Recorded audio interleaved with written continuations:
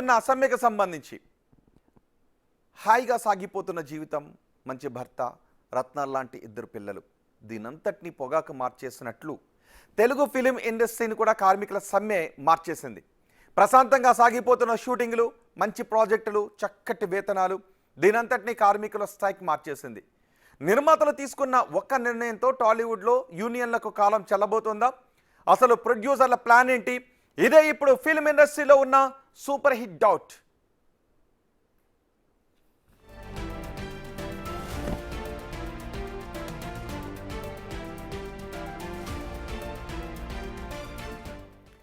సమస్య పరిష్కారానికి కార్మికులు లేబర్ కమిషన్ దగ్గరికి వెళ్ళారు. ప్రొడ్యూసర్ల గిల్డ్ మాత్రం చిరంజీవి దగ్గరికి వెళ్ళింది. మొత్తానికి క్లాప్ పడకుండానే, ఏమీ తేలకుండానే ఇవాళకి ఇష్యూ ప్యాకప్ అయిపోయింది. మళ్ళీ రేపటికి పోస్ట్పోన్ అయింది. తర్వాత ఏం జరగబోతోంది అన్నదే మోస్ట్ ఇంట్రెస్టింగ్గా మారింది. ఎందుకంటే కార్మికుల సమ్మె నిర్ణయం తర్వాత ఇండస్ట్రీలో జరుగుతున్న ప్రతి సీన్ ఓ క్లైమాక్స్లా కనిపిస్తోందే తప్ప శుభం కార్డు మాత్రం పడడం లేదు.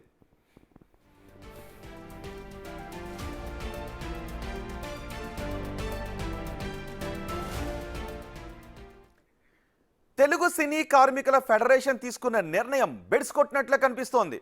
అది ఎందుకు బెడ్స్ కొట్టిందో తెలియాలంటే ముందు ఇది తెలుసుకోవాలి.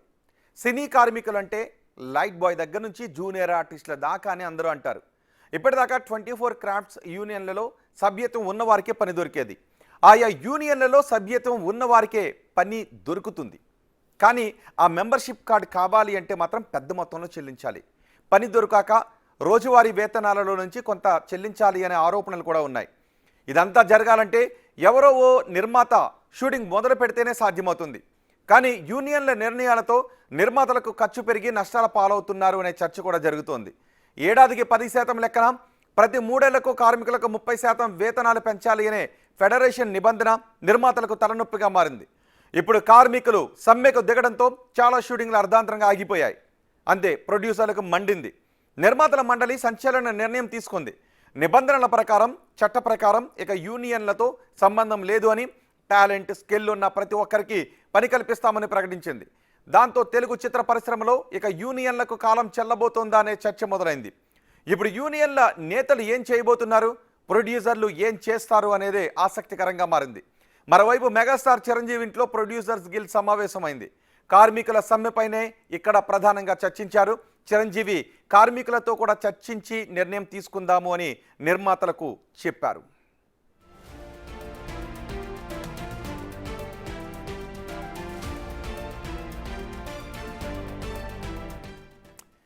చిరంజీవిని కలిసిన తర్వాత నిర్మాత సి కళ్యాణ్ మీడియాతో మాట్లాడారు. ఆయన ఏం మాట్లాడారు ఒకసారి చూద్దాం.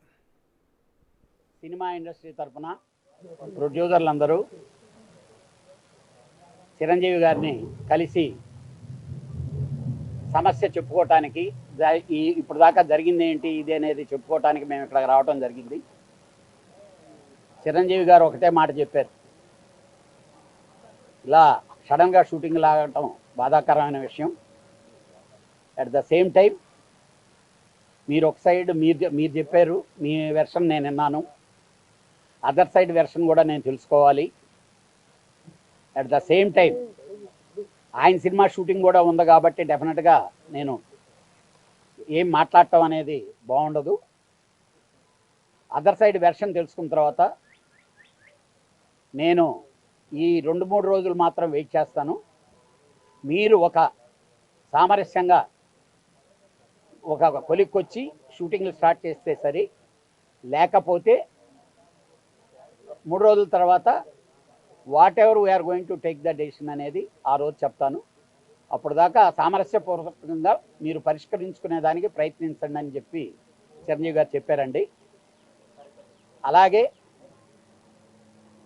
అందరూ పెద్దలు కూడా ఆల్ అంటే చిన్న ప్రొడ్యూసర్లందరూ మమ్మల్ని బతకనివ్వటం లేదు, వాళ్ళందరూ మమ్మల్ని ప్రెజర్ చేస్తున్నారు. మీ ఇష్టకానికి మీరు ఏదో మాట్లాడుకుంటే, అందుకనే రేపు చిన్న ప్రొడ్యూసర్లందరితో కూడా మాట్లాడబోతున్నాం. అలాగే అనిల్తో కానీ ఫెడరేషన్ సెక్రటరీలతో కూడా నేను ఇక్కడి నుంచి వెళ్ళిన తర్వాత నేను వాళ్ళతో నెగోషియేట్ చేసేదానికి వెళ్ళబోతున్నాను. డెఫినెట్గా ముందు షూటింగ్లు స్టార్ట్ చేసి నెగోషియేట్ చేసుకొని పరిష్కారం చేసుకునే విధానంలోకి రావాలనేది అందరి కోరిక. నా శాయశక్తుల డెఫినెట్గా నేను ప్రయత్నిస్తాను. డెఫినెట్గా రేపు ఈవినింగ్ లోపల పాజిటివ్ నిర్ణయంతో వస్తామని. సినీ పరిశ్రమలో నెలకొన్న ఈ వివాదం గురించి సినిమాటోగ్రఫీ మినిస్టర్ కోమటిరెడ్డి వెంకటరెడ్డి మాట్లాడారు. ఆయన ఏం మాట్లాడారో చూద్దాం. దానికి దిల్ రాజు గారికి అప్పచెప్పడం జరిగింది. దిల్ రాజు గారు చర్చిస్తున్నారు. వాళ్ళు న్యాయమైన కోరికలు పరిశీలించాలని చెప్పి దిల్ రాజు గారిని కోరడం జరిగింది. అవసరం ఉంటే నేను కూడా ఇన్వాల్వ్ అవుతాను. కష్టం తగ్గట్టు ఫలితం రావాలి కదా. ఇవాళ హైదరాబాద్ బతకాలంటే ఏ విధంగా ఉన్న పరిస్థితి. పాన్ ఇండియా సినిమాలు తీస్తూ భారతదేశంలోనే తెలుగు చలనచిత్రం మంచిగా ఉన్న పరిస్థితుల్లో వాళ్ళ జీతాలు పెంచాలే విషయంలో దిల్ రాజు గారు చర్చిస్తున్నారు. మా ఎండి గారు మాట్లాడుతున్నాం. రేపు ఎల్లుండి ఢిల్లీ ప్రోగ్రాం తర్వాత నేను కూడా మాట్లాడి సానుకూలంగా సమస్య పరిష్కరించడం జరుగుతుంది. అంతేకాకుండా వయా మీడియా దేనికైనా సెటిల్మెంట్ డిస్కషన్స్ ఉంటాయి కదా, దాని ప్రకారం సెటిల్ చేస్తాం. తప్పకుండా ప్రభుత్వానికి సంబంధం లేకుండా యాజ్ ఎ మినిస్టర్, కన్సర్న్ మినిస్టర్గా వారికి రిక్వెస్ట్ చేయడం జరుగుతుంది. వాళ్ళు అడిగినంత కాకుండా వీలున్నంత వరకు పెంచాలి. వాళ్ళు కూడా బతకాలి కదా. వాళ్ళ సినిమా అనేది ఆర్టిస్టులు ఇండస్ట్రీ పనిచేస్తేనే సినిమా తీయగలుగుతారు. ఒక ప్రొడ్యూసర్ డబ్బులు పెట్టినా సినిమా కాదు. ఇండస్ట్రీ వారు వర్కర్స్ లేని వర్కర్స్ న్యాయం చేయాలి కదా. మేము సినిమా రిలీజ్ అయినప్పుడు పెద్ద బడ్జెట్ అన్నప్పుడు మేము రిలాక్సేషన్ ఇచ్చి రేట్లు పెంచుతున్నాం. పెంచినప్పుడు అసలు టైంలో వాళ్ళకు ఈ సమస్యకు పరిష్కారం ఎలా లభించబోతోంది? ఇటు ప్రభుత్వం చెప్తోంది, దిల్ రాజుతో కూడా మాట్లాడాము. ఆయన కూడా ఈ వివాదం సద్దుమనగటానికి చొరవ తీసుకోబోతున్నారు. ఒక మధ్య మార్గంగా ఒక ఆలోచన చేస్తామని. నిర్మాతలందరూ కూడా చిరంజీవి ఇంటికి వెళ్ళారు. చిరంజీవి నిర్మాతల వెర్షన్ విన్న తర్వాత కార్మికుల వెర్షన్ కూడా వింటాను, ఆ తర్వాత ఒక నిర్ణయం తీసుకుందామని చిరంజీవి కూడా అన్నారు. మరి ఇప్పుడు ఏం జరగబోతోంది? కార్మికులు అడిగినంత ఇవ్వటానికి నిర్మాతలు సిద్ధంగా లేరు. 5% అని అంటే దానికి కార్మికులు అంగీకరించే అవకాశం లేదు. ఈ నేపథ్యంలో ఏం జరగబోతోంది? నిర్మాత నట్టి కుమార్ మనకు అందుబాటులో ఉన్నారు. ఆయన ఏమంటారో విందాం. నట్టి కుమార్ గారు నమస్తే అండి. నమస్తే అండి. నట్టి కుమార్ గారు, ఏంటి సమస్యలకు ఎలా చూడాలి? కార్మికులు మేము బతకాలి కదా 30% అంటూ ఉన్నారు, నిర్మాతలు 5% అంటూ ఉన్నారు. ఒకవేళ 30% పెంచితే చిన్న నిర్మాతలు తట్టుకోలేరు అని అంటూ ఉన్నారు. సో ఎలా ఈ సమస్యకు పరిష్కారం? ఏమండి, ఒక్కటే కార్మికుడు బతకాలి, అలాగే చిన్న సినిమా నిర్మాత, పెద్ద సినిమా నిర్మాత కూడా బతకాలి, సినిమా తీయాలి. ఈ రోజు ఎన్ని ఇట్లు ఉన్నాయో, ఎన్ని ప్లాపులు ఉన్నాయో కూడా చూస్తున్నాం. అలాగని కార్మికుడికి కష్టానికి ఫలితం దక్కాలి. కానీ ఇప్పుడు నేను ఛాంబర్ లో ఉన్న ఈ పెద్దలు అందరూ, దిల్ రాజు గారు కూడా ఇది వన్ ఆఫ్ ది, ఆయన ఒకప్పుడు ప్రెసిడెంట్, ఇప్పుడు చైర్మన్, ఆయన ఈసీ మెంబరే. వీళ్ళందరూ కూడా మొత్తం రవిశంకర్ గారు అందరూ ఈసీ మెంబర్లే. అసలు ఛాంబర్ కి వీళ్ళు ఈసీ మెంబర్లు అందరూ కరెక్ట్ గా వచ్చి ఉంటే, వాళ్ళు పెద్ద నిర్మాతలు అందరూ ఛాంబర్ లో మాట్లాడుకొని ఉండుంటే, మొత్తం టోటల్ వెర్షన్స్ ఇన్ ఉంటే, వాళ్ళు 3 నెలల నుంచి 4 నెలల నుంచి జరుగుతున్న కాలయాపన్ని ఎందుకు బంద్ దాకా వచ్చింది అనేది పరిస్థితి తెలుసుకోవాలి. చిరంజీవి గారు ఇప్పుడే గుర్తొచ్చారా మీకు? ఈ 3 నెలల్లో గుర్తు రాలేదా? 2 నెలల్లో గుర్తు రాలేదా? చిరంజీవి గారు అంటే దాసనారాయణ గారి తర్వాత మనం పెద్ద అనుకున్నాం కదా. మన కష్టాన్ని ఎందుకు చెప్పుకోవట్లేదు? వాళ్ళు 30% అడుగుతుంది వాస్తవం. మనం 10%, 5%, 15% ఇవ్వాల్సింది మనం ఇవ్వాలి కంపల్సరీ. ఇది 3 నెలలు కాలయాపన చేసి బంద్ అనేది తీసుకొచ్చింది ఫెడరేషన్ లో ఉన్న నాయకులు కానీ, మా ఛాంబర్ లో ఉన్న నాయకులు అంతా కలిపి తీసుకొచ్చిందే. వాళ్ళకి మా ఫెయిల్యూర్ అయ్యారు. ఎందుకు ఫెయిల్యూర్ అంటున్నానంటే, ఇక్కడ ఇప్పుడు షూటింగ్లు జరగట్లేదు అంటున్నారు. మొత్తం షూటింగ్లు ఆగలేదే. ఇప్పుడు మొత్తం కొన్ని షూటింగ్లు జరుగుతున్నాయే. ఇప్పుడు పొట్ట నింపుకునేవాడు గొప్పవాడు షూటింగ్లు జరుగుతూ ఉన్నాయి. ఆ గొప్పవాడు ఎప్పుడు కూడా దాంట్లో టెక్నీషియన్ కూడా గొప్పవాడు అయి ఉంటాడు ఇల్లు కడుతూ. కానీ ఇప్పుడు కృష్ణానగర్ లో జెండా పట్టుకొని జిందాబాద్ జిందాబాద్ సమ్మెకి దిగుతున్నా అన్నాడు. వాళ్ళ బెల్లం బిడ్డలు ఆకలితో ఉన్నారు. వాళ్ళు కదా కష్టపడుతున్నారు. వాళ్ళ కదా రోడ్డు మీద పెట్టారు మీరు. అంటే పరిస్థితి ఇంతవరకు రావడానికి కారణం నిర్మాతలేనా? నిర్మాతలు కాదండి, నాయకులు. నాట్ ఓన్లీ నిర్మాతలు, నాయకులు అంటే ఈసీ మెంబర్స్ అవ్వచ్చు, ఛాంబర్ అవ్వచ్చు. సుప్రియ గారు 2 సంవత్సరాలు ఎందుకంటే గెలిచి ఆమె ఈసీలో ఉన్నారు కదా. రవిశంకర్ గారు ఉన్నారు కదా, మరి బాపినాయుడు గారు ఉన్నారు కదా, వంశీ గారు ఉన్నారు కదా, సితార వంశీ గారు, మొత్తం సినిమాలో ఉన్న దిల్ రాజు గారు ఉన్నారు కదా. వీళ్ళందరూ 2 సంవత్సరాలు ఈసీ మీటింగ్ రాకుండా, ఏమీ రాకుండా, ఏ కష్ట సుఖాలు తెలియకుండా, ఛాంబర్ కష్ట సుఖాలు కలిసి తెలియకుండా, ఈ రోజు కష్టం వస్తే సురేష్ బాబు వస్తాడా? కష్టం వస్తే అరవింద్ గారు వస్తారా? కష్టం వస్తే మీరు అందరూ కనబడతారా? అది కదండి, సినిమాలు మీరే కదా తీస్తున్నారు. తీస్తున్నప్పుడు మీరు రావాల్సిన బాధ్యత, రెస్పాన్సిబిలిటీ మీకు లేదా? మిమ్మల్ని గెలిపించింది ఎందుకు? మిమ్మల్ని మీరు రావాలని కోరుకుంది మేము. ఎందుకో తెలుసా అండి, సినిమా తీసే వాళ్ళకి కష్టం తెలుస్తుంది, కార్మికుడు కష్టపడే వాడికే కష్టం తెలుస్తుంది. కష్టం తెలిసే అలా కాదు నట్టి కుమార్ గారు, ఇక్కడ ఒక వాదన వినిపిస్తూ ఉంది. నిర్మాతలు ఏమంటున్నారు అంటే మేము మినిమం వేజెస్ కంటే ఎక్కువ ఇస్తున్నాము అని. అంతేకాదు వాళ్ళ వేతనాలు సాఫ్ట్వేర్ ఇంజనీర్ తో సమానంగా ఉన్నాయని అంటూ ఉన్నారు. కానీ ఇప్పుడు వాళ్ళు అడుగుతున్న 30% పెంచమని అడిగితే పెంచట్లేదు. హీరోల రెమ్యూనరేషన్ మాత్రం కోట్ల పెంచుతారు, కార్మికులకు మాత్రం ఒక 30% పెంచడానికి ఇబ్బంది ఏంటి అని అంటున్నారు చాలా మంది. ఏమండి, మీరు ఒక్కసారి ఆలోచించండి. నేను నా వయసు 13 సంవత్సరం వచ్చాం. దాసనారాయణ గారితో ఉన్నప్పుడు ప్రతిరోజు ఇది జరుగుతున్నప్పుడు సో మెనీ టైమ్స్ మందికి వెళ్ళింది.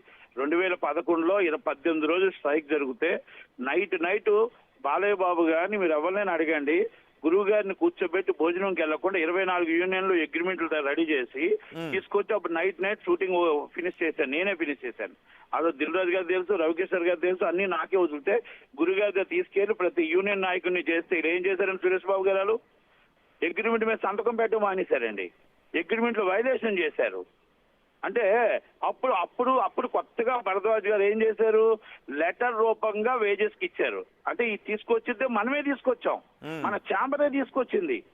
ఆ రోజు అగ్రిమెంట్లు మనం కరెక్ట్ గా చేసి ఉండి మనం మాట్లాడి ఉండి 10% 12% మనం పెంచుకుంటూ వెళ్తే ఎందుకు వస్తుంది ఈ ప్రాబ్లము? ఇప్పుడు ప్రతిసారి ఏమండి మనం పెట్టలేదండి. ఇది పెప్సీ ఆల్ ఇండియా ఫెడరేషన్ లో ఇవన్నీ కూడా అన్నదమ్ముల గొడవలే. ఇది వాళ్ళ కష్టానికి మనం ఫలితం ఇవ్వాలని చెప్పేసి ఇక చిన్న సినిమా నిర్మాతను కూడా కాపాడాలి. అలాగే పెద్ద సినిమా నిర్మాతలను కూడా కాపాడుకోవాలి. పెద్ద సినిమా నిర్మాత ఎక్కువ ఇచ్చుకోవచ్చు, చిన్న సినిమా నిర్మాత ఇవ్వలేడుగా. దాన్ని మేము ఎన్నోసార్లు ప్రయత్నం చేశాం. 2 లేయర్స్ పెట్టాలా చిన్న సినిమాలకి? అండి మేము అడిగితే వాళ్ళేమంటారంటే ఫెడరేషన్, మేము లైట్ మోసేది ఒకటే, లైట్ మోసే చిన్న సినిమా పెద్ద సినిమా మాకు తేడా రాదు, కానీ మాకు లైట్ మోసి కష్టపడేది మేమే కాబట్టి మీరు పెద్ద సినిమాకి ఒక రేటు చిన్న సినిమాకి ఒక రేటు ఇస్తే ఎలా అన్నారు. బాగుంది, మరి వాళ్ళకి కూడా పాన్ ఇండియానా ఇంకోటి వాళ్ళకి ఎందుకండి? పాన్ ఇండియా అయితే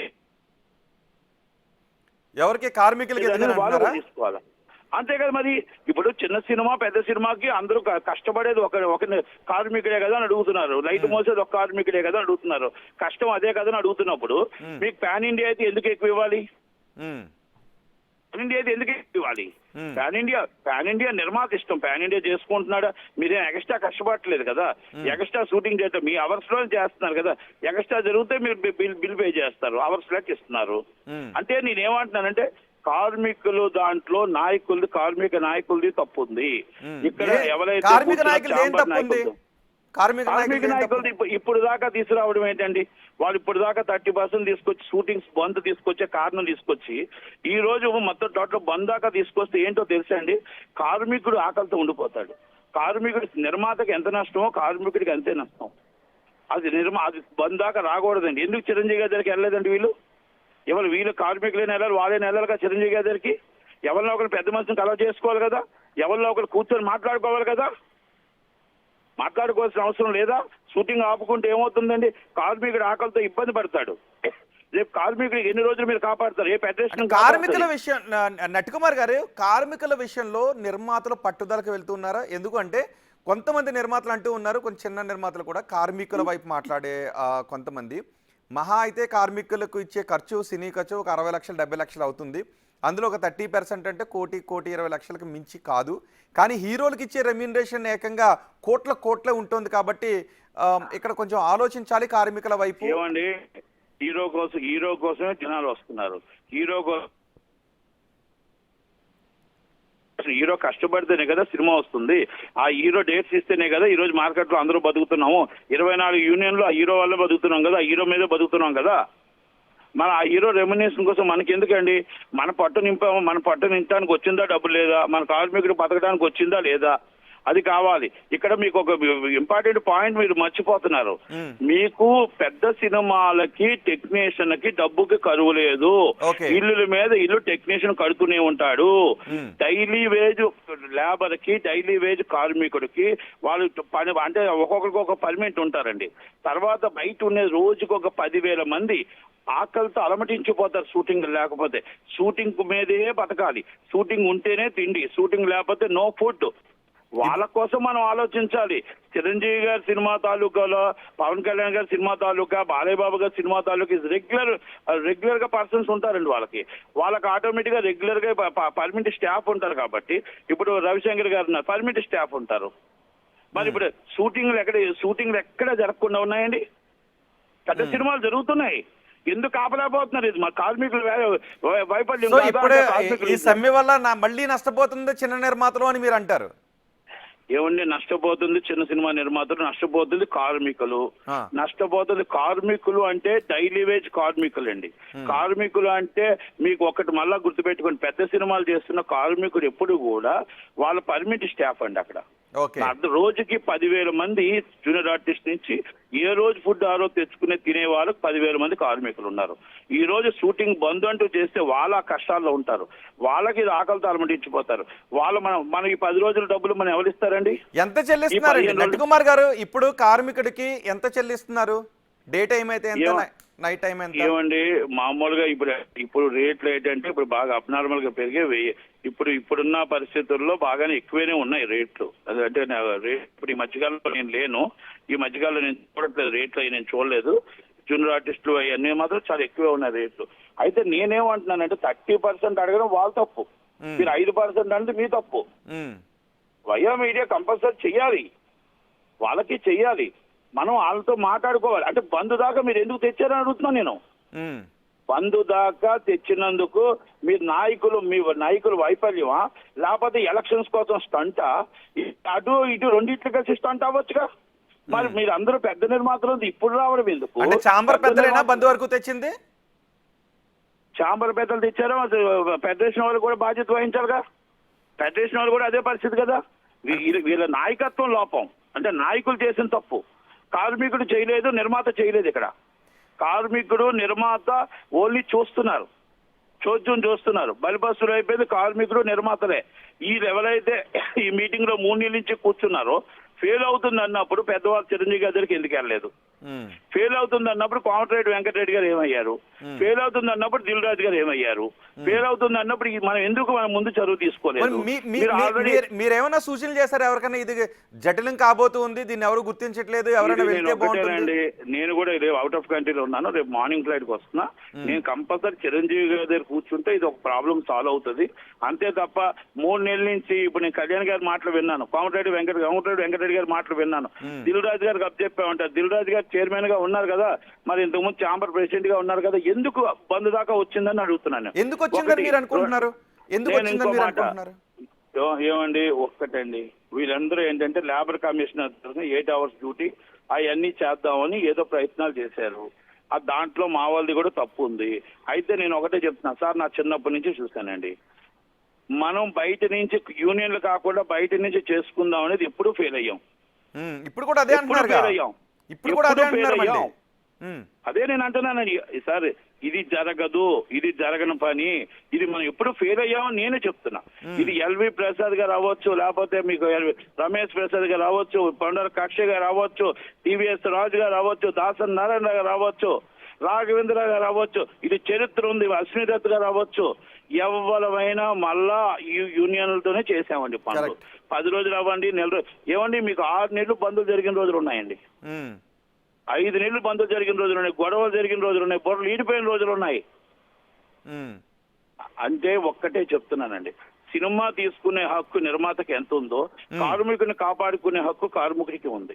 కానీ నేనేమంటున్నానంటే, ఇంత దాకా చిరుగు గాలివాని ఎందుకు తీసుకొచ్చారు?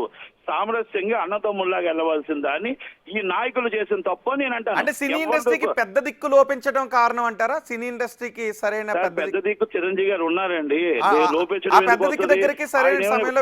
వెళ్ళారు. అది కాదండి, మీరు వెళ్ళారు, నేను రాను అన్నాడా? వస్తాను అని చెప్పాడు, మాట్లాడుతాను అని చెప్పాడు, కార్మికుల పక్షాన మాట్లాడుతూ అన్నాడు, చిన్న సినిమా నిర్మాతల పక్షాన మాట్లాడుతూ అన్నాడు. అటు ఇటు మీరు వెళ్ళి చెప్పింది అన్ని కూడా వినాలి కదా ఆయన కూడా. మీరు ఇంత దాకా కాదు, అందుకు ముందే వెళ్ళాలి కదా అంటాను నేను, ముందే వెళ్ళాలి కదా అంటాను నేను. ఒక్కటే చెప్తున్నానండి, ఇది కార్మికులకి నా సలహా ఇస్తున్నా, దయచేసి బంద్ వేడండి. మీరు అందరూ కూర్చొని బంద్ తీసుకొచ్చి షూటింగ్లో జాయిన్ అవ్వండి, షూటింగ్లు చేయండి, షూటింగ్లు చేయండి. అలాగే చిరంజీవి గారు కూర్చొని దాన్ని ఏదో ఒకటి వయా మీడియా తీయడానికి అవుతుంది తప్ప మీరు బంద్ అని పెట్టుకుంటూ వెళ్తే రోజువారు మనం ఎవరైతే కార్మికులు ఉన్నాడో నష్టపోతాడు, ఆకలితో అలమటించిపోతాడు. ఈ కార్మిక నాయకులు కార్మిక మాటలు నమ్మి మాత్రం చెయ్యొద్దు అని అడుగుతున్నా. రెండోది, మీరందరూ కూడా పెద్ద నిర్మాతలు అందరికీ కూడా నేను ఒక సూచన చేస్తున్నా, మీరు ఆ కష్టాలు వస్తే అప్పుడు రావడం కాదు. మీరు ఈసీ మీటింగ్ లో మీరు నిలబడ్డారు, మీరు గెలిచారు, మిమ్మల్ని గెలిపించాం మేము. గెలిపించినప్పుడు మీరు ఈసీకి వచ్చి ఏం జరుగుతుందో మీరు 3 నెలల నుంచి మీరు తెలుసుకోకుండా ఆల్ ఆఫ్ ది సడన్ వచ్చి మీరు అందరూ ఎవరో లేరండి, అసలు ఎవరికి అవ్వలేదండి, మీరు అంతా పాడు చేశారండి అంటే మిమ్మల్ని పెద్ద మనుషులు అనుకుంటున్నారు కదా. ప్రతి దానికి మిమ్మల్ని పిలుస్తున్నప్పుడు మీరు ఎందుకు రాలేదు? 2 సంవత్సరాల నుంచి ఏమయ్యారు మీరు అందరూ? ఈసీ మీటింగ్ ఎందుకు హాజరవ్వలేదు? నేను జాయింట్ సెక్రటరీగా ఉన్నాను కౌన్సిల్కి, మీరు ఏ రోజు నాకు కనబడలేదు ఒక్క మీటింగ్ తప్ప. 2 years అయిపోయింది, 2.5 years అవుతుంది. కింద ఛాంబర్లో రాలేదు, కింద పైన రాలేదు. కష్టం వస్తే మాత్రం ఎమర్జెన్సీ మీటింగ్ పోయి 10 మంది వస్తారు. మేము సినిమా తీసేవాళ్ళు, మీరు సినిమా తీసేవాళ్ళు కాబట్టి మిమ్మల్ని రండి అన్నాం, తీసేవాళ్ళు కాబట్టి మీ కష్టం తెలుసుకోండి అన్నాం, తీసేవాడు కాబట్టి మాట్లాడండి అన్నాం, తీసేవాడు కాబట్టి మీరు గెలిపించాం, మిమ్మల్ని గెలిపించాం. అయినా కూడా వాళ్ళు ఇప్పుడు వచ్చేసి ఆల్ ఆఫ్ ది సడన్ వస్తే ఎలాగండి? మైత్రి రవి గారికి అన్నీ తెలుసు, అలాగే దిల్ రాజు గారికి అన్నీ తెలుసు, సితార వంశీ గారికి అన్నీ తెలుసు, అరవింద్ గారికి అన్నీ తెలుసు, దిల్ రాజు గారికి తెలుసు. ఎందుకంటే ఉదయం లెగిస్తే కార్మికుడితో పని చేయించుకుంటూ సినిమాలు తీస్తున్నారు కాబట్టి. ఇప్పుడు మీరు అడిగారు, ఈ మధ్య నేను సినిమాలు తీయలేదు, 4 సంవత్సరాలు 5 సంవత్సరాలు గ్యాప్ వచ్చింది, అందుకే నేను ఇప్పుడు ఎంత రేటు అంటే నేను చెప్పలేకపోయాను. నట్టుకుమార్ గారు, అన్నీ తెలుసు వీళ్ళందరికీ, కానీ సరైన సమయంలో రాలేదు. ఒకవేళ సినీ ఇండస్ట్రీకి పెద్ద దిక్కుగా ఉన్న చిరంజీవి దగ్గరికైనా సరైన సమయంలో వెళ్ళి ఉండాల్సిందని అంటూ ఉన్నారు. అదే సమయంలో ఈగోలు మేము చేసేస్తాం, అన్ని మేమే చేసేస్తాం. ఇప్పుడు కాదండి అది. మనం కొన్ని చెయ్యి దాడుతున్నప్పుడు పెద్దవాళ్ళ దగ్గరికి వెళ్ళాలి. మన చెయ్యి దాడుతున్నప్పుడు ఎప్పుడైతే పెద్దవాళ్ళ దగ్గరికి సంప్రదించాలి. ఎవరికి ఈగో ఎవరికి? ఈ కొంతమందికి ఏమండి, ఇక్కడ నిర్మాతలు అవ్వచ్చు, కార్మికులు అవ్వచ్చు, ఇద్దరిది తప్పు ఉంది. ఎవరంటే నాయకులు తప్పు ఉంది అంటున్నాను నేను, నాట్ ఓన్లీ నిర్మాతలు వీళ్ళ. ఇప్పుడు నేనేమంటానంటే, మనం ఎప్పుడైతే చిరుగు గాలివాన్ అవుతుందో బంధు దాకా ఎందుకు వెళ్ళాలంటాను నేను. కార్మికులు కూడా అర్థం చేసుకోవాలి. సమ్మెకి వెళ్ళి కార్మికులు తప్పు చేశారని మీరు అనుకుంటున్నారా? 100% తప్పు చేశారండి. కార్మికుడు ఇప్పుడు 10 రోజులు బంద్ అయితే 10 రోజులు వాళ్ళకి డబ్బులు ఎక్కడ వస్తాయండి? ఎవరు ఇస్తారు? వాళ్ళ జీతాలు ఫెడరేషన్ ఇస్తుందా? వాళ్ళ జీతాలు నిర్మాతలు ఇస్తారా? ఫైనల్ గా మీరు ఇంతకు ముందు ఒక మాట అన్నారు, పార్ట్ ఆఫ్ ది షూటింగ్ అవుతుంటే మరి ఇది బంద్ అంటారా? అంటే చిన్న సినిమా నిర్మాత అంటే బలహీనుడిని బలవంతంగా మీరు ఆపుతున్నారు. బలహీనుడిని, చిన్న కార్మికుడు ఆడికి ఆకలితో అలమటించిపోయేటట్టు చేస్తున్నారు. బలవంతుడు షూటింగ్ జరుగుతూ ఉంది, బలవంతుడు షూటింగ్ వెళ్తూ బలవంతుడికి కార్మికులు వెళ్తూ ఉన్నారు. అంటే ఇది బంద్ అంటారా? బలహీనుడిని బలవంతంగా మీరు ఆపుతున్నారు. అంటే మీరు రౌడీజం చేసో ఏదో ఒకటి మీరు ఆపుతున్నారు. నాయకులే కదా. ఇప్పుడు నేను అడుగుతున్నా, ఇప్పుడు పెద్ద సినిమా షూటింగ్లు అవుతున్నాయి లేదో చెప్పండి నాకు. ఓకే, అది కార్మిక సంఘాల నాయకులు రౌడీజం చేస్తున్నారు అంటున్నారు మీరు, రైట్? మరి అంతేకాదు, చిన్న సినిమాలు ఎవరైనా కూర్చుంటే వాళ్ళు కొట్టడానికి వెళ్తున్నారు, అక్కడ కార్మికుడు వెళ్ళట్లేదు. ఆ కార్మికుడు ఆగడం వల్ల చిన్న సినిమా నిర్మాత దెబ్బతింటాడు. కార్మికుడు వచ్చి ఆల్రెడీ కార్మికుడు గారు ఫుడ్ లేకుండా పోతుంది. మరి అదే పెద్ద సినిమా ఎందుకు ఆపలేకపోతున్నారు మీరు? ఫైనల్ గా నట్టుకుమార్ గారు, అన్ని ఆపితే అది బంద్ అంటారు. మీరు సగం మందిని బలహీనుల్ని బలవంతులను వచ్చి. ఓకే, ఫైనల్ గా నట్టుకుమార్ గారు, బయట నుంచి తెచ్చుకున్నటువంటి సందర్భాల్లో ఫెయిల్ అయ్యాం, ఆ ఫార్ములా ఫెయిల్ అయ్యింది అని మీరే చెప్తున్నారు. గతంలో చాలా సార్లు జరిగిన, కానీ మళ్ళీ ఇప్పుడు అదే మాట అన్నారు. నిర్మాత ఇవ్వగలిగిన అమౌంట్కి పని చేయడానికి బయట చాలా మంది ఉన్నారు, యూనియన్ నాయకులు సమ్మె విరమించకపోతే మేము వాళ్ళని తెచ్చుకుంటామని మళ్ళీ ఇప్పుడు ఎందుకు అంటున్నట్టు? సార్, నేను ఒక్క మాట చెప్తున్నా, ఈ